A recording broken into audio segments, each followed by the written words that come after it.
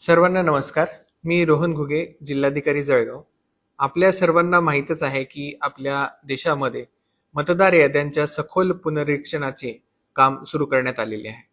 या कामामध्ये 3 टप्पे आहेत आणि त्यामध्ये नागरिकांचा सहभाग हा अत्यंत महत्त्वाचा आहे. सर्वात पहिल्या टप्प्यामध्ये 2002 मध्ये अशा प्रकारची ऍक्टिव्हिटी यापूर्वी करण्यात आली होती आणि त्यामध्ये जी मतदार यादी तयार झाली होती आणि आत्ताच झालेल्या लोकसभा आणि विधानसभेच्या निवडणुकामध्ये 2024 ची मतदार यादी तयार झालेली आहे.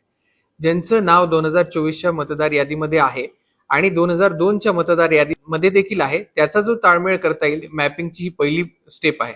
तर ती मॅपिंग होत असेल तर त्याप्रमाणे बीएलओ आपल्या मॅपिंग करून घेतील.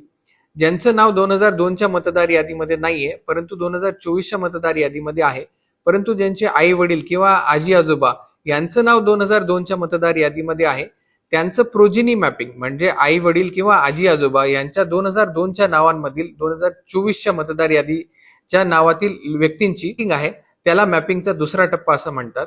आणि या दोन्ही टप्प्यांमध्ये जे व्यक्ती आढळून येणार नाहीत असे 2024च्या मतदार यादीमधील व्यक्तींची नावं ही अनमॅप्ड नावं असतील, त्यांच्या ठिकाणी बीएलओ हे प्रत्यक्ष हाऊस व्हिजिट किंवा ग्रहभेटी करून हे भेट देतील आणि त्यानंतर मग त्यांची जी मॅपिंग आहे, जी प्रोजिनी मॅपिंग किंवा इतर कुठल्या पद्धतीची मॅपिंग आहे, ती बीएलओच्या प्रत्यक्ष व्हिजिट नंतर 2024च्या मतदारसंघातल्या मतदार यादीमधल्या अनमॅप्ड लोकांची मॅपिंग होणार आहे. तर अशा प्रकारच्या 3 टप्प्यांमधला हा पुनर्निरीक्षणाचा जो कार्यक्रम आहे तो अगदी सखोल पुनर्निरीक्षण होणार आहे. तर त्यामध्ये नागरिकांचा सहभाग अत्यंत महत्वाचा आहे.